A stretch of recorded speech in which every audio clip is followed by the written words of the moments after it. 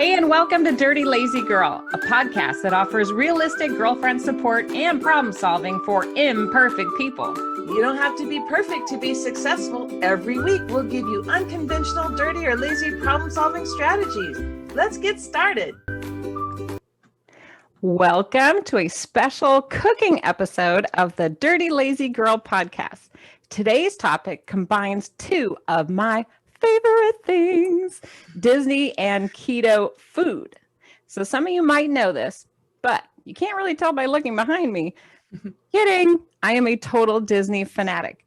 I even make matching family shirts for all of us to wear when we go to the parks. And I have to admit that the food inside the parks, it kind of stresses me out though. So don't laugh, but I once bought a baby stroller to Disneyland full of healthy keto snacks, and I didn't have a baby. True story. My children were actually teenagers, and we pretended to push the stroller full of all my food around the park. So I just wanted, before I move on to Tamara to introduce herself, I wanted to show you guys my before shirt, and I talked about my matching shirts. This is a size 4X. Wow. Cool. Yeah. Long time ago, 140 pounds ago. Wow. I know I love Disney too. And the funny thing is when I was a kid, I liked the food at Disney more than I did the rides. Like I was so excited about, funnel cakes. That's probably my favorite, and caramel corn, and love it. But now that I'm an adult and I'm, worried about all that sugar, I don't want to be stressed out either, Stephanie. I feel that stress. Like I don't want to go and just feel all regretful, So what can we do? Disneyland food that is healthy. How can we do that? Thankfully, Stephanie, we have an expert here to help us. Well, to help us tackle the challenge of enjoying theme park food, we have a very special guest joining us today. This is the bestselling author, USA Today bestselling author of the Unofficial Disney Parks Cookbook, and she's the author right here. Have her book, Ashley Kraft. Welcome to the show, Ashley. Hi, thanks for having me. Thanks, Ashley, for being here. We're so excited. And it looks like you're in your kitchen. Are you at home? Yes, this is my home. I live in Kansas. This is my beautiful kitchen. I love it. It's a great kitchen. I think that Tamara and I are a little bit jelly. I know. Let's just be honest. My kitchen has the doorknobs falling off, like the knobs on all of my cabinets. Well, I'll tell you that when I was creating this book, I lived in Phoenix and we were transitioning to move here. And I had a tiny kitchen that was super junky and half packed up when I was writing this book. So this is like the best compared to that. So I'm so happy to have this nice kitchen now. Evan, will you be teaching us how to make from your cookbook? Because I'm hoping that's what you're going to do. Yes, I would love to share one of my recipes with you. So like you pointed out, this is the book right here, the Unofficial Disney Parks Cookbook. And there honestly are not a ton of keto-friendly recipes in here. But the great thing about cooking at home is that you can adjust things anytime you want to fit whatever type of food, allergies, or diets or lifestyles that you'd like. So you can feel free to adjust any of these recipes as you want. But this one comes as is from the recipe book, and it's from the recipe for hummus trio. So this is a trio of 3 hummuses that is served at the Bengal barbecue at Disneyland. I don't know if you guys are familiar with that, but it's like a little stand that's outside of Indiana Jones and the Jungle Cruise. And it's really yummy just to have a fresh little snack, like you said, to recharge and not feel guilty about in the middle of the day. So I'd love to make the recipe for you guys. That's awesome. I know Tamara is a big hummus lover. I do. Hummus lover. I love it. We talked about one time, Ashley, and we had an episode on romancing the vegetable. And that was one of Tamara's tricks, is to enjoy her like low carb, healthy veggies by dipping it in hummus, right, Tamara? Yes. Yeah. Love it. Yeah. That's an awesome way to do it. And a lot of people don't know how easy it is to make hummus. Hummus is usually super accessible at the grocery store. So if you just like buying it, that's okay too. But if you want to try making it yourself, then this is a really fun and super easy recipe. And this one is a little bit different because the base is black beans instead of garbanzo. So most hummuses are made with garbanzo beans or chickpeas, but this one has black beans as the base. So we ready to get blending? Heck yeah. All right, let's do it. So I just have a regular blender, and then the recipe calls for 1 can of black beans that are drained but not rinsed. So they still have some of that good juices in them. I'm gonna put that in. Stuck there. She has a fancy blender. Sorry? I said she has a fancy blender. This is not a fancy blender. I wish I had a fancy blender. This is like a midline blender. This is just a Ninja. I want a Vitamix or like a Blendtec, but haven't gotten one yet. I need one though. I have to have one. That's right. Just someday. So then we're going to do 1.5 tablespoons of tahini. Do the black beans make it a darker color when it's all done? It's going to turn out, you'll see, it'll be kind of a purpley color at the end. So it's kind of fun to have a different tone. We've got 2 tablespoons lime juice. Do you use fresh lime juice or just from the concentrate? I use bottled lime juice. You can use whatever you have on hand. Don't you love all these like pre-measured little ingredients? This is just so legit. And we have 1 teaspoon of ground cumin, 1 teaspoon of paprika, and 1 teaspoon of salt, and 1 teaspoon of minced garlic.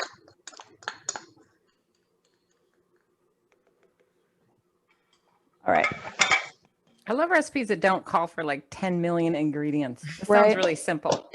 No, this was in preparing for this episode with you. I wanted to make sure I had all the ingredients, and I literally just had these all on hand. I didn't have to go to the store and buy a single one because they're all just stuff that I had at home. So tahini is kind of a weird one, but if you buy one bottle, it lasts forever. Like you can just keep it in the fridge a really long time. And then whenever you want to make fresh hummus, you're ready to go. So I already had the tahini from when I made it a few weeks ago. And that was the only thing that would have been weird for me to not have.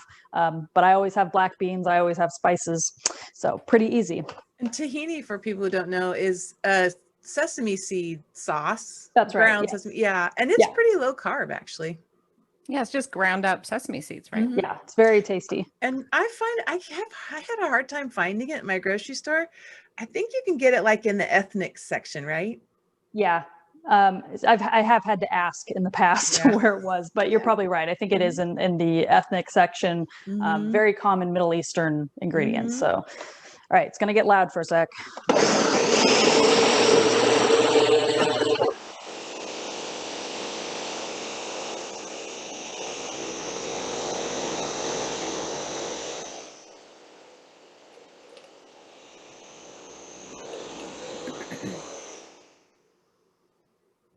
Scrape it down and take a look.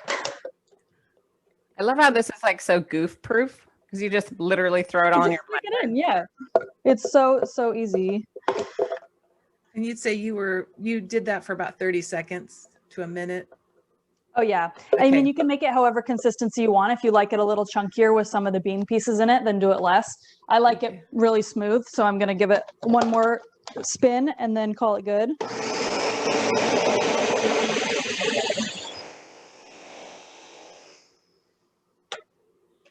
All right, I think that's good. I just have to say it's so much more fun watching someone else cook than me doing all the cooking. But the bad thing is we can't taste it. I know. I'm like, dang it, I'm hungry now. Look how yummy it is. This looks delicious. Here's my poof. Already cut vegetables, ready to go. So I've got some of these. Scoop some of this to a bowl. It's also nice to just put these in little plastic or glass containers, and then you can just put it in the fridge, and then you can just pull one out and have it as an individual serving size. So I love that because it will, if you just put little lids on it, it'll last a long time. So this is the color. I'm actually colorblind, so you tell me what color it is. Interesting fact. Like chocolate. Like chocolate. Yeah. Don't you think, Stephanie? Dark. I do. And Ashley, I know you have little kids, and Tamara and I both have young people at home too. Do you Yeah. find that your kids are more likely to eat fresh vegetables if they have a dip like this? Totally. Yeah, absolutely. My 3-year-old, he loves black beans. When I was just preparing these ingredients, he was hanging around trying to get bites of it because he really loves black beans. So they absolutely are more likely to eat vegetables with dips. So As all are right. adults, I think too, right? I know. At least I am. I'll admit it. Yeah, All if right, you give let's me have a ranch taste. dressing or hummus or anything that's tasty like this, cheese, salsa, you name it. That's so good. What does it taste like? Yeah, so it definitely has a black bean flavor. So it's kind of like almost like a refried black bean, but the lime and the spices really offset it, and it's super creamy. So the consistency is just like any other chickpea hummus, kind of pasty, but tastes really good. And the like I just had it with a red pepper. So crunchy, so fresh. I love it. I have carrots, red peppers, yellow peppers, and celery here on my little tray. Pretty. Yummy. It's so good. One thing I like that you wish mentioned, you guys were Ashley, is here how to you find can out. modify recipes. I thought that was very clever because, everyone has different dietary concerns. Like you said, they don't have to follow a recipe exactly. One thing that's coming to mind for me, I don't know if you guys have tried, there's a black bean out that's made by soybeans. It's made by Eden is the company, and it's a super low carb black bean, which is hard for, people eating a real keto low carb diet to find. Yeah. And it's made by Eden. Right now I can only find them on Amazon. But it's like 1 carb per Wow. serving. It's amazing. Wow. You gotta make that dip with that. I'm going to give it a try after we Yeah. finish. Our That would be episode today. awesome. I'd love to hear Yeah. about it. Yeah. Well, That's you know great. what I'm dying to ask is because, the Disney chefs aren't going to give away their secrets. So like, how did you did you go to Disneyland and then try the hummus and you're like, okay, I'm going to replicate that? Like, how did you do that? Right. So for most of the book really is mostly snacks and treats, like handheld food that you get at the parks, not so much sit down or quick service meals, just snacks. And Disney, they don't even have recipes for those things because a lot of the time they don't even make them. Like they do a lot of contracting out to third parties who mass produce the food and then they just warm it on site or prepare it on site. But the reason is like they literally don't exist. So that's why Disney will never make an official snacks and treats book, because they can't. They just simply cannot. The churros are made by a different company. Dole Whips are made by a different company. Everything is made by companies that they don't have access to, as well as the food is made with industrial machines. So you can't do it at home. Like you can't, even if you had the official recipe, it would be like 1,000 pounds of powdered something, like, it's not accessible at home. They're like So commercial yeah, strength recipes. I mean, it's like how many people a year are fed by Disney? It's like amazing. It's like a whole population of Texas or something, right? yes, absolutely. The there's a I'm trying to think of the exact stat. The quick service restaurant Cosmic Rays at Magic Kingdom is the most busy. It's the most busy quick service restaurant in the United States and the 3rd busiest in the world. Wow. So it's insane the amount of output that they have. Yeah. Like you can't expect them to be hand making churros from scratch every day for that many millions of people. So obviously they do it for quality control because they want the best products to put out and to have the same product across every stand. If they had people making it themselves, then it might not have that same quality. But that's what I did, just exactly what you said, is that I'm very familiar with Disney. I lived in Anaheim as a kid, and so I went to Disneyland a ton, and then I did 2 internships at Disney World as an adult. So I've spent tons of time there, tasted all these foods, and I just came home and replicated them using home ingredients that everybody has. Oh, well, how fun. Was that fun? I would think that'd be fun. So fun. Just, I have the best job. I mean, it's so great. Yeah, awesome. What's your favorite, by the way? Do you have a favorite Disney food? Oh man, there's just so many that are so good. I honestly, I love the Dole Whip. I think it's great. I tried to replicate it as best I could. It's famously gluten-free, dairy-free, vegan, all that kind of stuff. And Disney even put out an official recipe for it during the pandemic, but it wasn't those things at all. It had ice cream in it. So it was, they were trying to make it a home product as well, but I think that they missed the mark on that.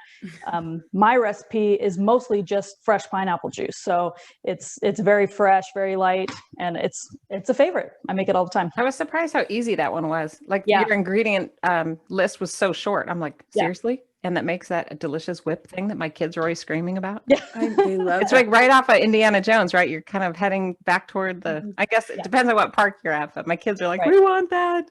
Is there I'm a like, that costs too much.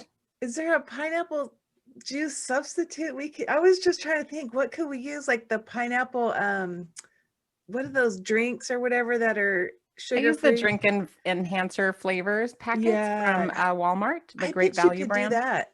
I bet you could substitute that for that one. We'll have to play around with I that for a future know. episode.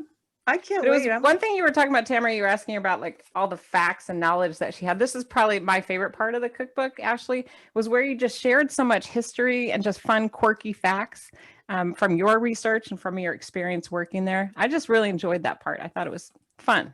Thank you.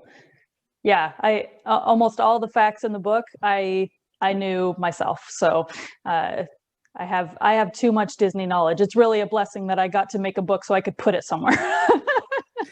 Yeah. And are you going for it? Because I find that there's Disney fanatics. Like I have a few friends and I have a niece who works there at Disney also. And they're fanatic, like they go all the time. They love it. They talk about it. They don't mind going to the light parade 10,000 times. Is that the people you're trying to reach with this book? Like, they're going to love this, or is it for everyone? Who's it for? Well, it's kind of gone across the board. I thought I was writing it for those people. Like I thought it was just going to be the diehards. And as you mentioned, it's done fantastically well. It's just been selling like hotcakes. And so I think there are more Disney fans out there than we thought, than I realized. So I just thought that I was writing a book that some people would like or some people would pick up. And it's just been like selling out like crazy. So it turns out people really are looking for these recipes, which is awesome. So I'm really grateful for that. I wonder too if the pandemic has made people buy it more, because you can't go to the park, but you can bring the food to your house. Absolutely. I don't want to say that I'm grateful for the pandemic, because that sounds super bad. But it really, I do think had a major impact on the success of this book. Disneyland still has not reopened. It has been closed now for a really long time. It's so sad. And really, I get messages almost every single day from people saying, thank you so much for writing this. This has meant so much to me when I haven't been able to go. Somebody just wrote me the other day saying that their mother-in-law, they had planned a final trip for her. She has a terminal illness, and that they've been making recipes from the book, and they're planning to give her recipes from the book until she can't eat anymore. And that just broke my heart. Oh, who knew? I know. And I'm like, what? That's crazy. So it's really been, it's been sad that that's why it's doing well, but it's also, I'm glad that it's bringing magic into people's homes. That's a good way of putting it, right? Because there's just so much nostalgia. I think, Tamara and I talk about food constantly because it's, it's our hot button issue.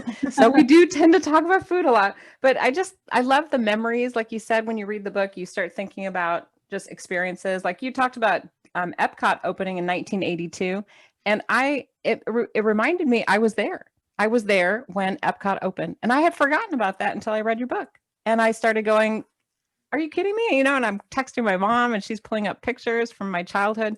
Yeah. And it's magical. We all have memories somehow tied to Disney, no matter how old you are. It's true. Yep. Even if you've never been to the parks before, you've almost certainly seen a Disney movie at some point or seen Mickey Mouse or whatever it is. So I think that there are a lot of people that are touched by this topic. Yeah. I've noticed too, I think there's a lot of, just flipping through your book, there's a lot that could be made keto. Are there any other ones you can think of just offhand that you can maybe swap some, sugar substitute or, swap ingredients at all? I mean, yeah, you could do that with a lot of things. And I'm sure the more practice you get and the more, obviously, if you have a lifestyle or a dietary restriction, you know those ingredients better than anybody. I personally, I used to be, I had gestational diabetes for 2 of my children. So I have had forced low carb diets in my life. And it does become second nature on being able to swap out those things. There are a few other recipes in here that are good for low carb. Like there's the different skewers, the meat skewers that go with the hummus, I think are really wonderful for that. Again, simple ingredients that you can just throw together and do a marinade and then barbecue. So if those are, some of them are too sugary, you can sub them out or not put them in at all. Whatever works for you. Good advice. I know people do reach out to me often and ask questions about dairy intolerance, or they can't have eggs or shellfish. And that's always my advice too. It's like, well, you know your dietary restrictions better than anyone else. Right. And so it'd be hard for me to tell them what to do when I'm sure they have a lot more experience with that, right? Right. Yeah, exactly. So give it a look. And to be honest, like I said, this book is a lot of snacks and treats. It's super carb heavy, very, the savory ones are really bready and the sweet ones are super sugary. So that's kind of the lineup of this book. But it's so that great. Makes sense because Disney is about, desserts and fun, right? I think that's a big challenge. I mean, let's be honest. It's like when we all go out to eat or travel, I think for, as we're transitioning to talking about, like you said, being diabetic or having health challenges, I think it becomes an issue. People think, oh, well, I'm on vacation. All that goes out the window, right? Right. Isn't that what happens? People go on vacation. Yeah. I think, well, it's my vacation excuse. It's my loophole. I can eat whatever I want. Yeah. I mean, it happens. So I'm not recommending that by any means. No. I'm not saying to do that, but I see that it happens. So it makes sense that I can see Disney offering that type of food. But Tamara, I know you had some suggestions for people who maybe don't want to go down that path as far as, buying churros at the park or wanting the Dole Whip ice cream. Yeah. I don't know if you feel comfortable sharing any of those that your niece shared with you. Well, Ashley, too, I noticed, there are foods in there that I didn't know existed. I was like, oh, I didn't know they had that in this particular. So I'll give you my tips too, but I was going to ask you, like, what are some of the recipes in there that aren't maybe the main, like everybody kind of knows about the Dole Whip, but are there ones that people aren't as common and that people might not know about that you would recommend, like, going to this little corner of the park to find? Yeah, absolutely. I especially really liked writing the Epcot chapters because that got me delving into international cuisine and taking a look at what snacks and treats they have in different countries, especially. And I think that that's sometimes stuff that people skip. A lot of people do fine dining when they're at Epcot, which is great. Like, I definitely recommend that. But sometimes skip over the like little treats and stuff. So let's think. I had a picture in here. And some of those restaurants at, like you're talking about at Epcot, are pretty expensive. Oh, like I'm thinking about the Paris restaurant. I went there once when I was little, and I remember it being outrageous. Yes. My niece recommended, she said, if the good thing, the bad, good and bad is they're expensive, but they'll modify your food for you much easier than the prepackaged food you get like at the carts or, the fast food. Yeah. So maybe you want to just don't go for the snacky food and then save up and do a really nice dinner. And you can it's easier to be keto friendly that way. Right. Good point. I guess if you're paying more, they're more willing to help you out. Yeah. These pretty little strawberry tarts. Ooh. Very cute. Those are cute. But yeah, there's a lot of great stuff in Epcot. But you're right, that was actually something that I was going to recommend, that if you have dietary restrictions or if you're keto, the Disney parks are well known for being super accommodating to those things. And as you said, if things are prepackaged, there's nothing they can do about it. Like that, Mm-hmm. that is what it is. You'll have to make your choices that way. But if you go someplace that they're fresh making something, they are more than happy to speak with you. They always have a chef or a manager on hand that intricately knows the dietary restrictions, and they also will give you a list of the ingredients if you'd like. So if you say, I am dairy free or whatever, and ask them to see what the ingredient list is, or ask them if they know what's in it, they will have somebody come out and speak to you personally, which is fabulous. And now that they have the My Disney Experience app for mobile ordering and things like that, they also have all the allergy friendly and keto, vegan, stuff like that all on the app. So it's even easier that you don't even have to, take the time out to try to speak to someone. It'll say everything listed on the app already with what those restrictions are. So it's easy. Like that's brand new. It just came out in the last few months. That's a great tip. That's a great hack. I did not know. And does it use the word keto? Because I know that can be a little fresh. It's new kind of on the market. I don't think so. Yeah. I'm thinking just as a little side trick to folks, and this might offend people, and that's okay because I'm offensive. But one of the tricks I use when I'm out and traveling is the word diabetes or diabetic, because they understand diabetic friendly food. And that usually does mean lower carb, no sugar, no flour. And I am not diabetic, but I have found that when I use that word, people take me more seriously and they're more willing to accommodate me. And I'm sorry about offending anyone. That's a great hack. But it works. Yeah. It works. And everybody understands it. You say, oh, what diabetic friendly foods do you have? And immediately they get it because they've been trained in that. They're not, keto, not so much. Yeah. But that's a great hack. Well, another hack that I had, but I want to bring up now, which is maybe you want to have alcohol. First of all, I didn't even realize you could get alcohol. Ooh, let's talk about that. I know. And because sometimes, like it's all about making choices. Do I want to spend all, what little carbs I have on alcohol or food? Someday after you should have some alcohol. That'll make the whole experience better. Long day with screaming kids. But they have, help me out here, Ashley, they have actually full bars, like not just margaritas, but like full on any kind of drink you'd want.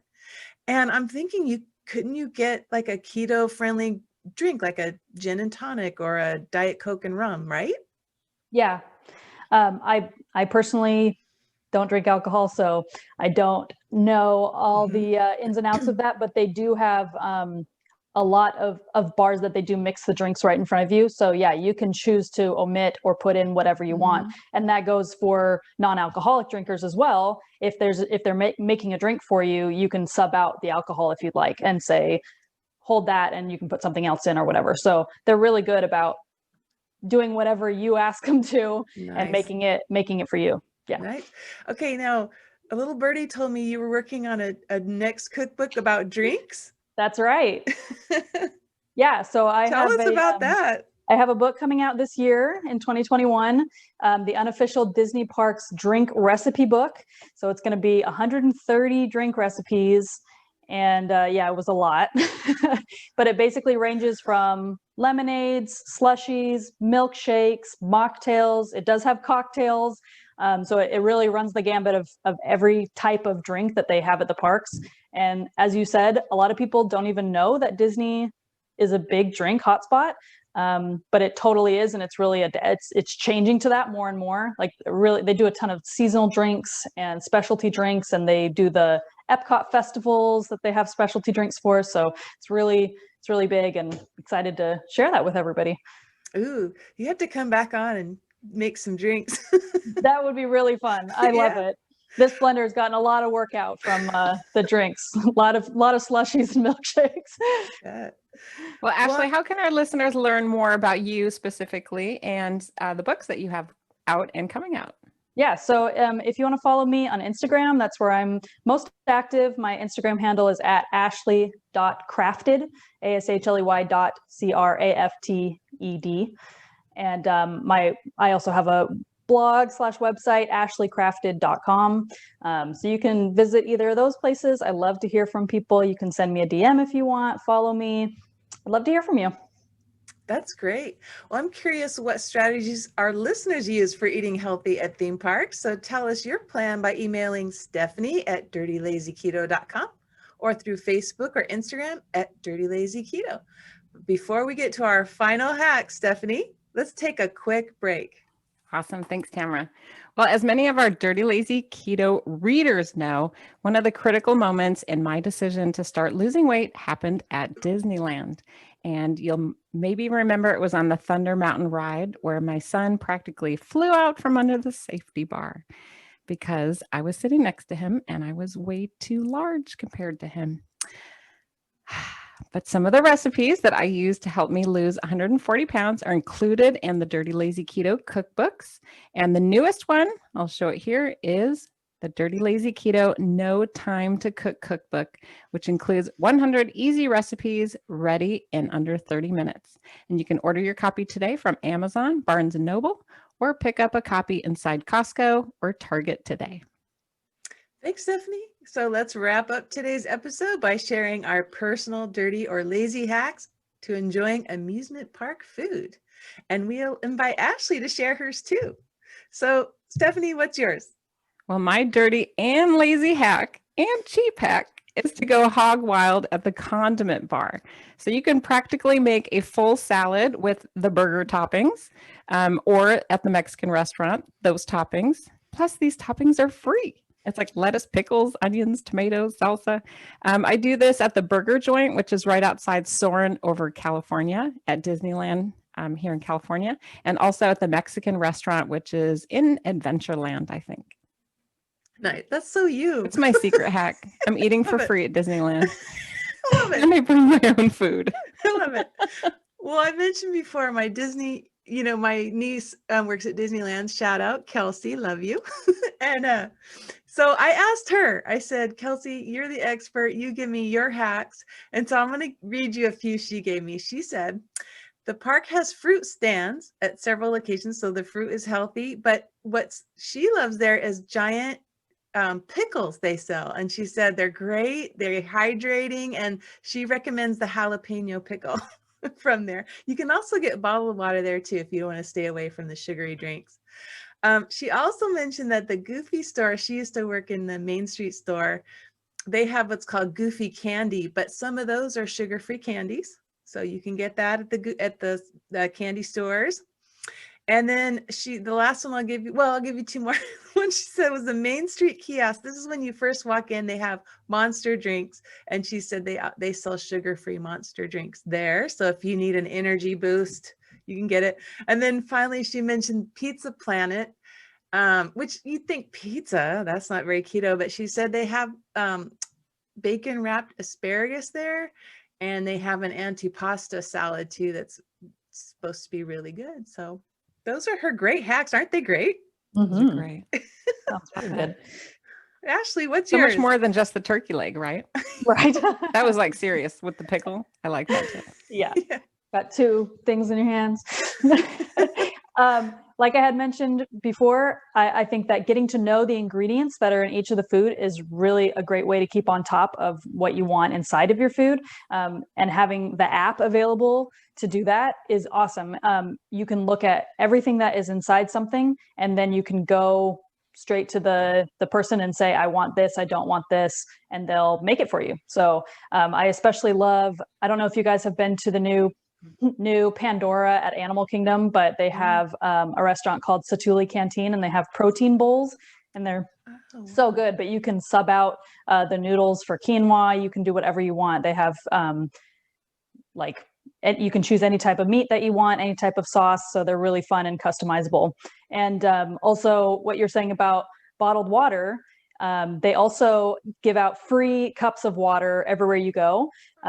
Every single quick service location, they have to give you water when you ask for it, and they usually have ice waters ready and on hand. So I always carry my thermos bottles with me so that I can refill those and not have to drink any of the sodas because it's super sugary and overpriced anyway. That's the best hack ever. This is a great episode. I'm loving this. Well, we want our listeners to just walk away by listening to the episode to know that you can still enjoy theme park food, either made at home in your kitchen or when you're on vacation in the park. But you can still do it in a low carb, sugar-free way, and it won't make you miss out on any of the Disney magic.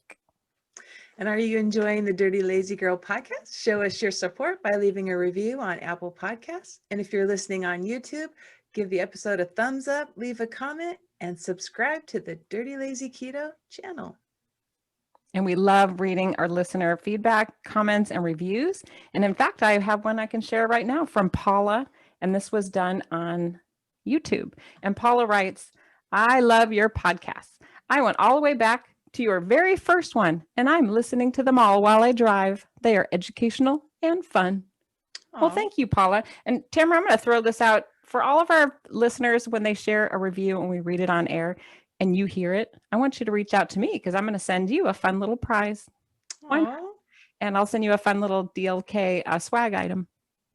Awesome. Thanks so much, Ashley. It was awesome. It was Thank great you so having much on for the show. having me. This was great. Love it. Thanks for joining us for another episode of the Dirty Lazy Girl podcast. Be sure to like, comment, and subscribe.